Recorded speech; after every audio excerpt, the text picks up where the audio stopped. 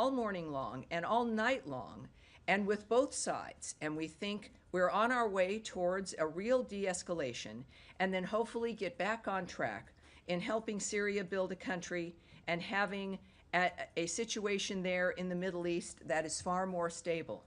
So in the next few hours, we hope to see some real progress to end what you've been seeing over the last few hours. Turning to our transatlantic partnerships, Secretary Rubio met yesterday with Italian Foreign Minister Antonio Tajani to coordinate next steps on the Israeli-Iran ceasefire, reaffirm our joint resolve on Ukraine, and address shared challenges posed by China and developments in Latin America. In the Western Hemisphere, Deputy Secretary Christopher Landau met Monday with Haitian Prime Minister Phil Amé to discuss the urgent need to restore security, stability, and constitutional order in Haiti.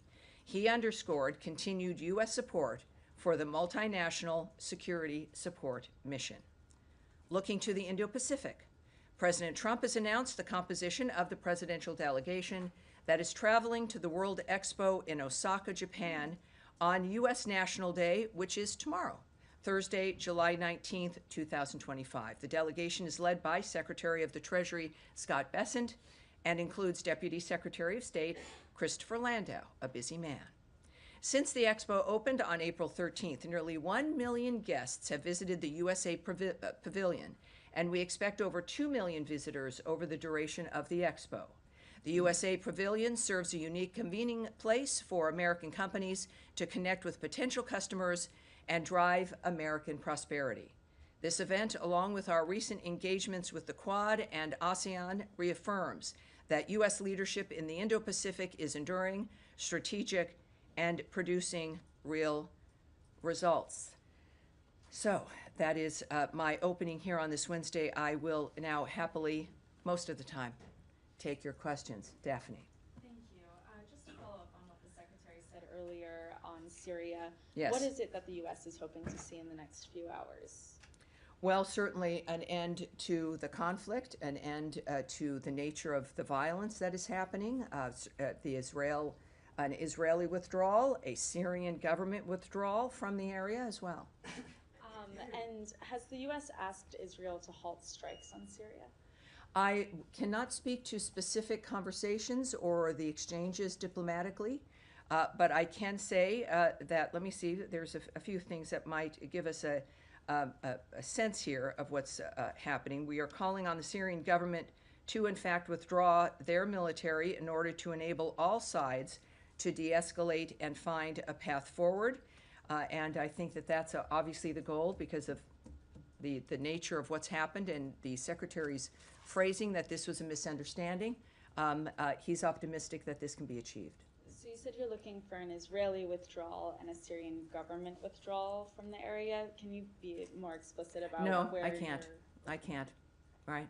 All right. Yes, Jillian.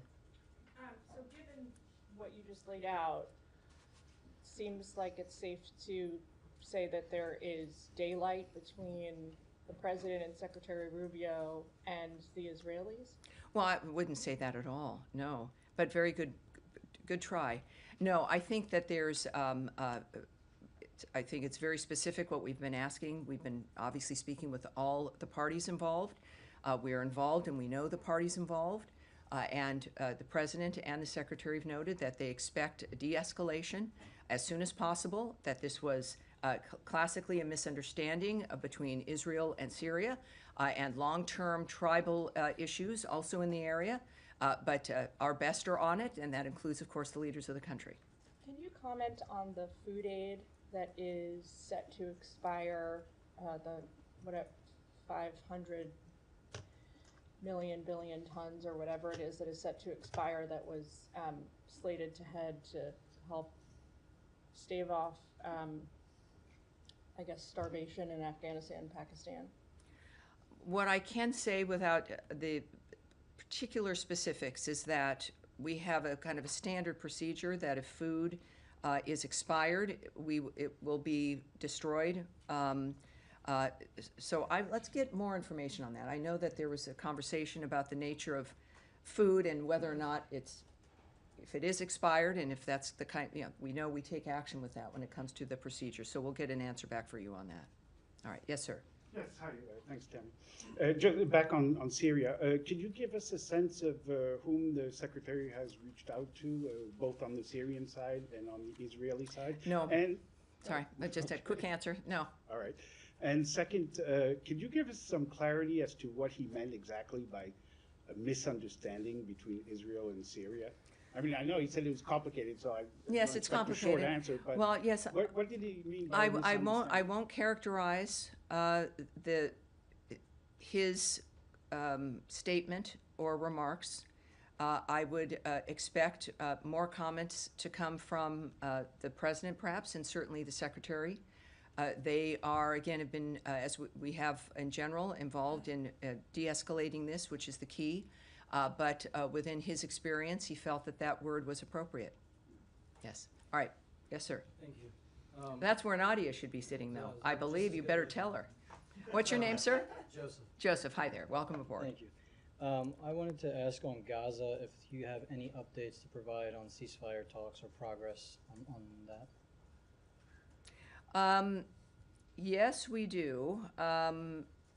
There's still negotiations. I'm not going to get into the details of what those are. And of course, last week, you'll recall that Secretary Rubio said that we are hopeful. He says, I mean, in the end, we're hoping they'll move to proximity talks. So obviously, it's a negotiating process that is underway and ongoing. He said, it appears that generally the terms have been agreed to, but obviously now you need to have talks about how to implement those terms. He noted, I should say now President Trump has noted, that we want to have a ceasefire. He's noted that many times. We have to have peace. We want to get the hostages back, and warned Hamas that it will only get worse if they don't agree to this arrangement. Right? And then on Lebanon, Ambassador Barak was recently there and receiving a response to proposals or roadmaps for that country to disarm Hezbollah and implement certain reforms. Can you talk about any of the, I don't know what you want to call them, demands or asks that he made of the Lebanese government, specifically as it pertains to Hezbollah's weapons? Was there a timeline given? Has he warned that U.S. support could be withdrawn or reduced if the Lebanese government doesn't make any progress? Well, as you'll learn, if we'll see you hopefully on occasion here, is that I won't speak about the nature of the specifics of what happens in a negotiation, what is asked for, what those conversations are. We do know, of course, that the ambassador, and as of course our special envoy also, has been very open about the fact that, and this was last week, that he was happy with the nature of the conversations and the commitment to disarm Hezbollah. I can also note on the same sort of issue when it comes to money that supports Hezbollah. The Ambassador Barak stated that stopping the flow of Hezbollah's finances, including through Al-Qard al-Hassan, is a USA priority. We welcome Lebanon's recent efforts in that regard as well as a step in the right direction, but more needs to be done. The Lebanese government must abandon the pretense that Al-Qard al-Hassan is an NGO under Lebanese law rather than what it is, which is a financial institution used by Hezbollah to subvert international sanctions regimes and undermine Lebanon's formal economy. So I can have that for you. Yes, sir. Thank you very much. Tell me, there's a Qatari delegation. We'll take your question, but then I'll come right back to you. Go ahead, sir. Okay. I know you're like really close to each other. All right, go ahead. There's a Qatari delegation visiting the White House tomorrow. And is the Secretary going to be holding separate talks with members of the delegation? And also, what role do you think the Qataris can play in helping secure a ceasefire? Well, I won't discuss what the Secretary's plans are at this point or who he'll be meeting with. We do know, of course, Qatar has been helpful in the past as a partner, but I won't go into the details of what we can expect in that regard. All right? And now, yes, sir. The administration has done a lot of work with the new government in Syria to try and nurture relations, to try and embed stability there, lifting sanctions and delisting HTS and things like that. how do these Israeli strikes, which seem to amount to very sharp escalation, extremely dramatic and devastating pictures, particularly from Damascus, of the impact of the bombings, how does that affect your attempts to build that relationship with the new Syrian government? Well, of course, we know, and we've made a tremendous commitment there to stabilize Syria, and our special envoy, Ambassador Barak, is leading that. And of course, we know of that escalation. Clearly, we've been involved in addressing it. And I think that what is clear still comes from the Secretary's remarks regarding the issue of it being a miscommunication, essentially, and I think that's significantly different than an escalation. But I would wait for us to hear from the Secretary and the President as today unfolds.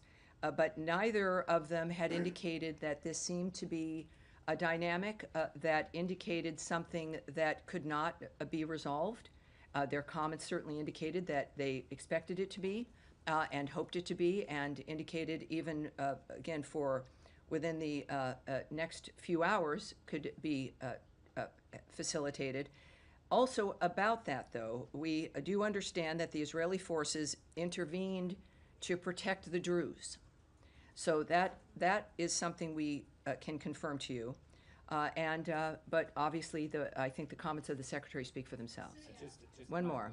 Yes. Just on one other issue is the ambassador, Mike Huckabee, the ambassador to Israel, appeared in the court hearing for Prime Minister Netanyahu's corruption trial today. I'm just trying to understand what part of the U.S. national interest is served by doing that. Well, we obviously support Israel. They are an ally and a partner.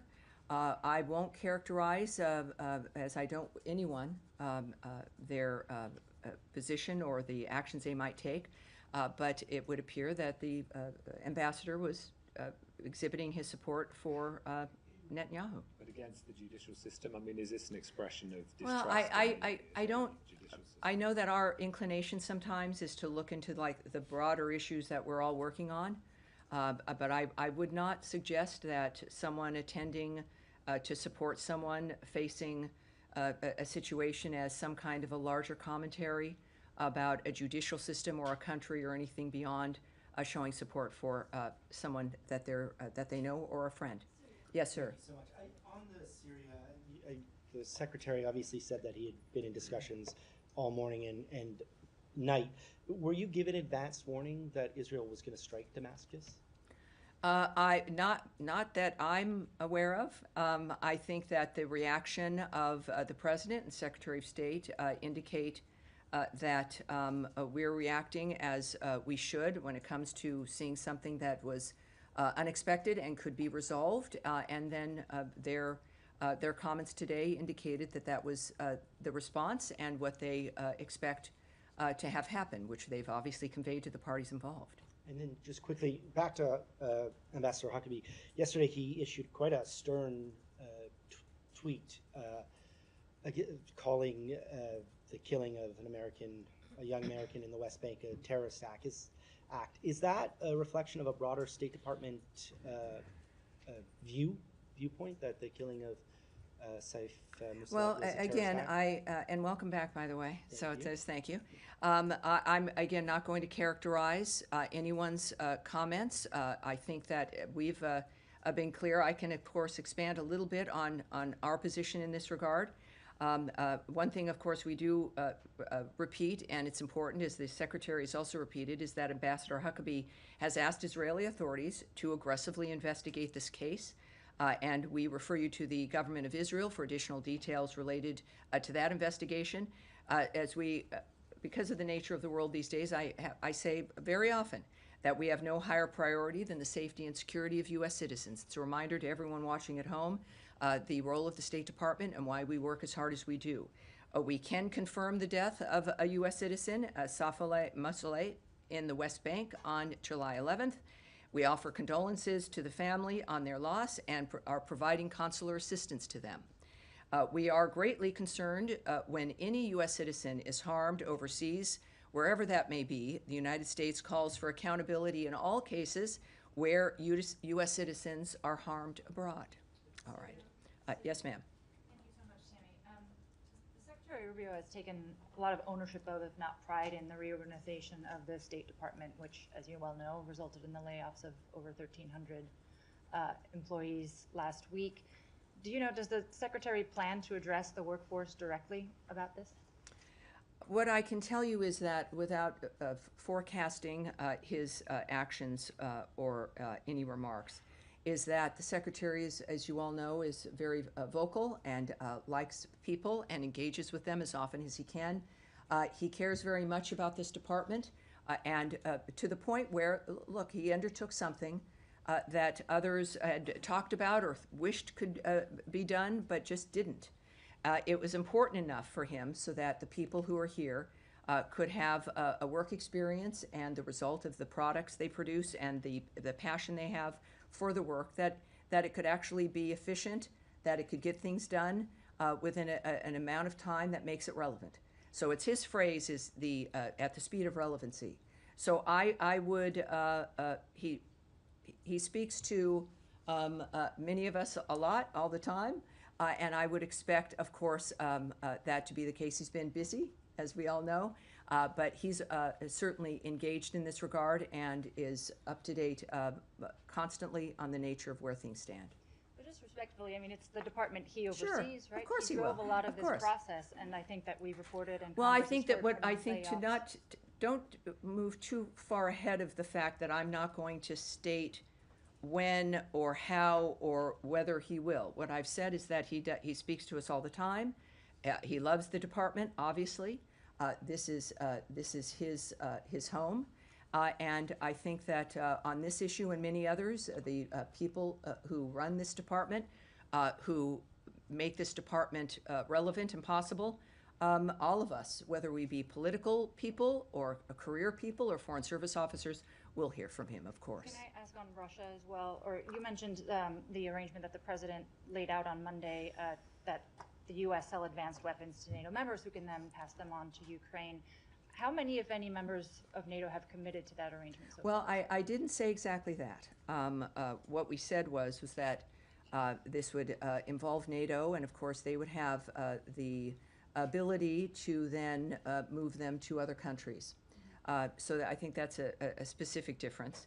And I will not discuss certainly whatever we may or may not have negotiated or diplomatic discussions, and certainly far from being able to discuss what NATO leadership may be talking about. Okay, one last question just on the 50-day timeline now for Russia. Have you gotten any indication from your Russian counterparts that there's an interest in a diplomatic solution? I would say that referring back to President Trump's remarks probably gives us the most immediate sense of whether or not he views things as being positive or if he's happy with what Vladimir Putin has been doing. And of course, we've heard from him that he's not happy, is how I'll characterize it, that he's not impressed with the nature of how things have moved forward.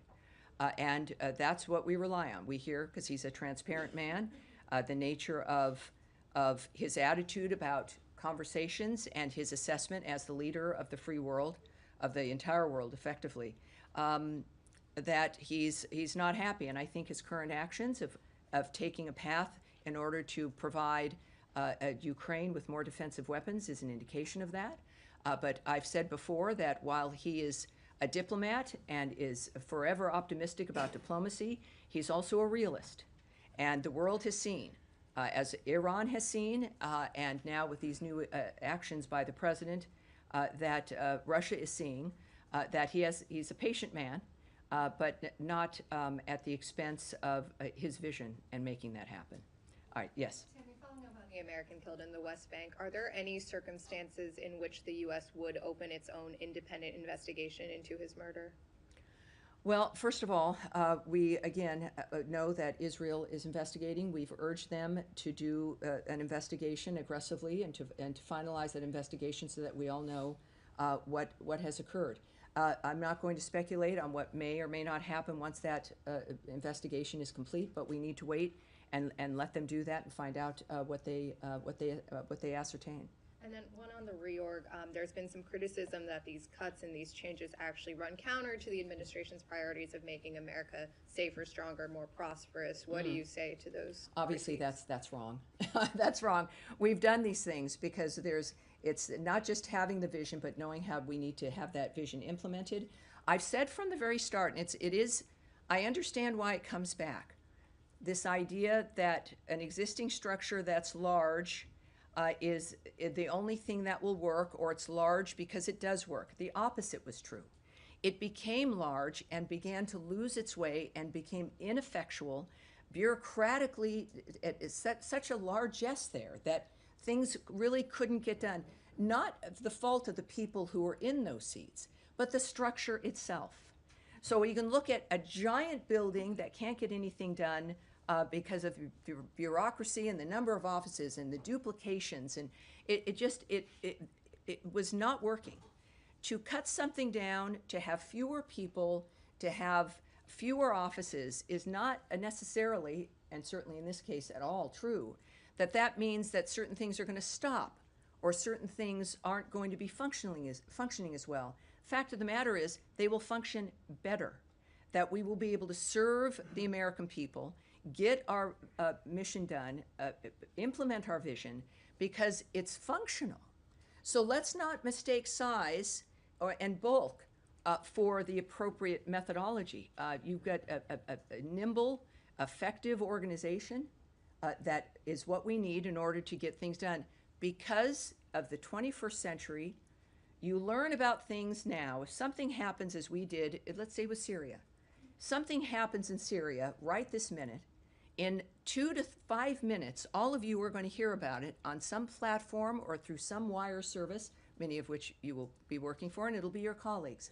But we will hear about something in the other hemisphere within minutes of it happening. And then we don't have weeks or months to determine what our reaction will be. We also need to have a space where we can act at, when he says the speed of relevancy, the Secretary is talking about acting in a world where news and information and reality comes to us almost immediately, and we need to act accordingly. So, those who say that this is going to harm the agenda of keeping America safe and strong, that isn't just now. That's the agenda of the American people. We've always wanted that. The American government, by becoming too big, has abandoned us in some fashion in that regard, and we've seen the suffering of the American people throughout generations. This makes it better, makes us safer, makes us stronger. And we will see that because it is fast. You will see that being implemented. Syria. Yes, sir, in the back, right there. Thank you so much, Tammy. Two questions, one on Iraq and the other one on Syria. So recently, the drone attacks has increased on the Kurdistan region, particularly on the U.S. firms, the oil fields operated by the U.S. firms, including an attack that happened today, which the U.S. firms have announced a suspension of oil production. I was wondering what's the U.S. comment and reaction to these attacks, and the U.S. Embassy in Baghdad said that this is not acceptable. What do you mean by this is not acceptable? Are you going to take any actions against those groups who attack these oil fields? Well, we have been vocal regarding actions that have happened with Iraq and the Kurdistan region. We've made it clear that we expect Iraq to withdraw certain dynamics that they apply to the Kurds when it comes to issues of salaries and oil distribution, et cetera. And of course, these kinds of attacks in the Kurdistan region of Iraq are unacceptable. We've expressed our dismay and our problem with them, and that's what I can report to you at this point. All right. Second One question more. One more. On Syria, you said that you confirmed that Israel intervened to protect the rights of Druze in Syria. Well, I said they were to protect the Druze. I did not say the rights of, but yes, that's what we understand is what Israel was doing. Yes. So I'm going to ask a question Yes, all about right. the U.S. beyond that. So, do you think the absence of the comprehensive political solution in Syria, one that safeguards the rights of minority groups like Kurds and Druze, has impacted the situation like that? We've heard Ambassador Barak said that the U.S. does not support federalism in Syria. So how should the minority groups like Kurds and Jews feel safe to integrate within a government which they go and insult their dignity? Well, obviously, this has been very fast-moving. It's been made very clear there through our support with Ambassador Barrack, what our intentions are. We've understood that the results have to be, you can put your hand down, sir, thank you, that the results have to be described. People there in Syria have to see results, especially regarding the infrastructure. At the same time, this is a new fluid dynamic. And this is where I think when we talk about misunderstandings, how the communication between friends, new neighbors, partners, we have to be able to act quickly if there is a misunderstanding, if certain situations occur. And this is what is very impressive here about what I've been watching over the hours while this unfolded, is the immediate involvement of the president himself, of the Secretary of State, in public, discussing it, having statements be out, making it clear to as much as they can what their commitment is to this situation, to de-escalate. What is the position of the United States? That's what when we talk about being at the speed of relevancy. That is what can matter in this situation in a region that has been in a very tough spot for a very long time. The president has discussed this. So I think that the Syrians, the people there, the Israelis, the Syrian government, the region, know now that people are home here, that the United States is engaged, that we are involved in a committed way, that President Trump cares about each aspect. And certainly, of course, we've heard from the Special Envoy Barrack, in addition to the nation's leadership. That in and of itself we think is important, in addition to the results that will come with the diplomacy that we've exhibited over certainly the beginning of this term. Yes, sir.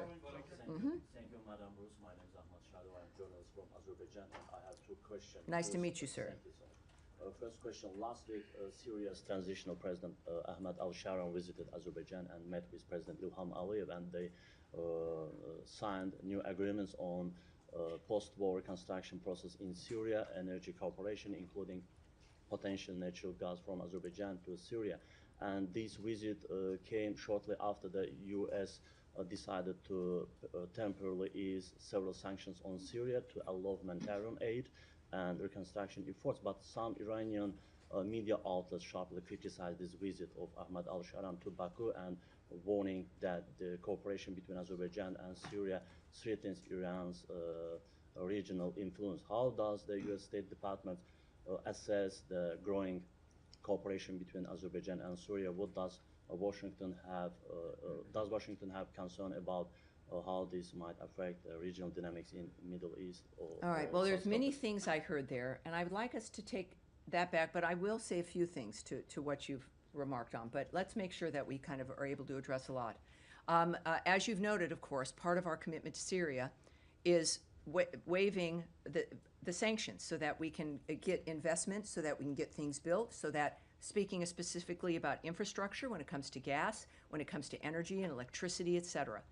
That is at the very least that a new government should be able to provide its people. There's an interest clearly in the stability of Syria throughout that region, for the United States, for the world, right? So that we know that there's a multitude of interests. Obviously, we want the region to be involved, and the details of which I won't discuss when it comes to the nature of what the Secretary might be involved in and each piece of that. But we do know that it's important that we, as we've acted very quickly to change the dynamic that was under Assad with Syria, so that the Syrian people, all of them, from all tribes, all regions, are able to enjoy life again after a period where they haven't been able to. Yes, go ahead. Can I ask, on GHF, at least 20 Palestinians were killed today at an aid distribution site run by GHF in what the US-backed group said was a crowd surge instigated by armed agitators. Does the State Department have any comments on this, and would you expect any sort of investigation into this incident? Yes, I do have a remark for you. I know you don't look like I might. You're looking a little. Don't be forlorn.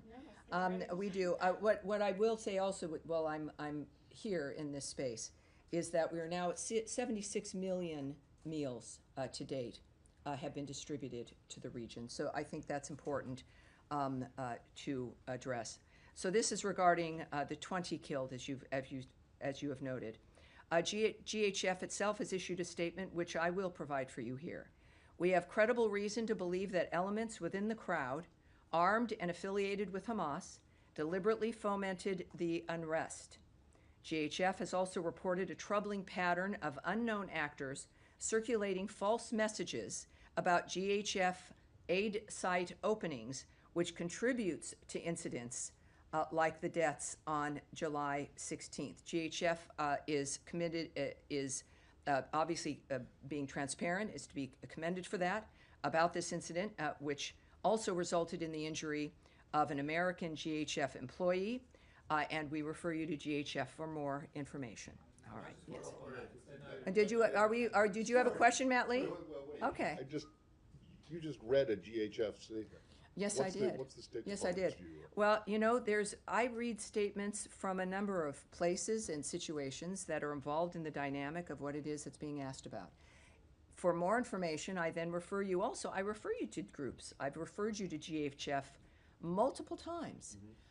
So if it's a group that's involved in something that's made a statement, it's worth hearing. Right. How you handle that statement is up to you. I did not say how you should report on that or what you would Okay. ask But, next. does that mean that the State Department doesn't really have anything to say? It means that I've read a comment? statement, Matt Lee, I've read a statement about a group that was being asked about, and they made a statement, and I shared it with everyone here. Jillian, did you have something? No? All right, and we'll go right here. Thanks, Tammy. Two Yes, sir. questions for you. Number one on Syria. As Tom mentioned earlier, it's an immense amount of political capital that's been involved in propping up al-Sharaa and giving the government legitimacy. I would move you off the phrase "propped up." This is an active group of people. We are active, serious people trying to make this situation work. Propping up, I would just wave you off that phrase. Duly noted. I think supporting and being vocal about that and helping, sure. One of the commitments given in return was the protection of the minority communities there. This is now the second massacre of minorities, first the Alawites, now the Druze. What is the message being sent to the Syrian government that's in terms of their own commitments? Well, this is essentially alluded to before when we discussed this, is that part of the problem in the beginning of something like this that has been dealing with a whole host of horrible situations for generations, a new situation, a situation that's fluid, also in a region that has been in constant trouble with constant tribal issues, long-standing tribal issues, where there's a chance to change an environment. And the reaction to the things that will occur, we never expect in any dynamic, including this situation or other dynamics that we're dealing with in the Middle East or elsewhere, where because we have an idea or something new is being implemented or that we're present and that we're working on something, it doesn't mean it's going to be a utopia immediately. You have to recognize that these are things that might occur, be prepared to address them if and when they do, and after the fact, find out, yes, what occurred, what needs to change. I know, of course, that it's not just about stopping an event or dealing with things in a static manner, but each dynamic moves us along in finding out what the challenges are and how to fix that. And that is clearly going to be the case here with this situation. With the death of the American, real quick. One more. Very quickly, with the death of the American in Judea and Samaria, President Trump and Secretary Rubio were discussing it with the media earlier today. The president looked at the secretary. He mentioned something about a meeting about it tomorrow. The White House press office is looking into it for me. They didn't quite understand either. Is there a meeting going on tomorrow about that situation? Well, my goodness, I love the faith you have in me. No, if this is, tremendous faith I in do, you. I love it. Which is a very exciting time to be doing this kind of job, and also when it comes to a president like President Trump, and our discussions about the speed with which things happen all the time. This is one of those cases. Decisions are made in the moment with the President of the United States. I wasn't there. I'm with the State Department. So obviously, I would say the White House will have answers for you. We'll be able to answer your questions.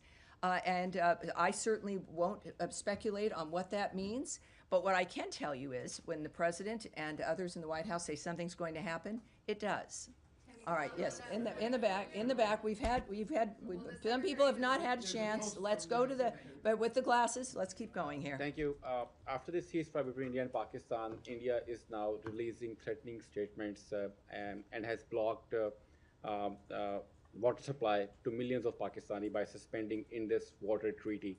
Pakistan says it considered it as an act of war, as more than 240 million Pakistanis rely on the supply of this water for agriculture and basic needs. So what are your comments on this? Well, yes, that's specifically, I have nothing for you regarding that particular dynamic, but let's see what we can find, and we will get it back to him. We'll have one more with someone who has not already had a bite at the apple in the glasses, sir, at the end of the row. Yes. Terrific. Do you expect Israel to inform the US before carrying out bombing raids in the region?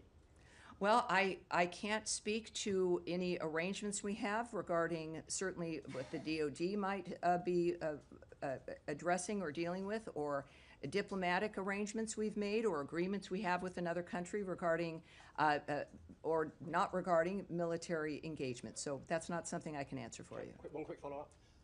Relating to British relations, the State Department revoked the visa of British rapper Bob Vylan after he I'm sorry, with that, say the name again, sir, I'm sorry. Bob Vylan. Yes, of course. After he chanted death to the IDF at Glastonbury. An Irish rap group called Kneecap is facing terror charges in the UK for shouting up Hamas, up Hezbollah during a concert while draped in a Hamas flag. The group has a US tour planned for this summer. Will the State Department also consider revoking their visas? Well, again, I won't speculate on a decision that's going to be made by our consular services here and the rules that are involved, regardless of what you may think we would do. But I'm not going to project or get ahead of my skis when it comes to speculating on what might occur. All right, and you've had your hand up all day. You will be our last question. I'm sorry, everyone, but I'll be back tomorrow. It'll be fun to do one day right after the next. Yes, ma'am. Thank you. I just want to follow up on Syria. You said that Israeli forces intervened to protect the Druze community. But today, an Israeli strike actually struck near the presidential palace in Syria's capital, Damascus, and Israel also targeted Syrian military headquarters in the city. Does the U.S. consider the Syrian presidential palace and the military headquarters as a legitimate military target for Israel? And do you believe that the Syrian government, whose leader, by the way, has met with the President Trump and praised by him, poses a threat to Israel? Well, obviously, those are not going to be. There's a lot of speculation there. I'm not going to comment on whether or not Israel and how they make their decisions about what it is they feel the need to do. We understand, again, that they intervened to protect the Druze. The steps of what that meant to them, I can't speak to. You could, of course, ask the Israeli government. But we are involved, clearly, in the framework of stopping this and de-escalating. And we will no doubt have more answers as the days go on. And that will be it. That will be it. That's it for today. Thank you, everyone. All right. I'll see you tomorrow. The regular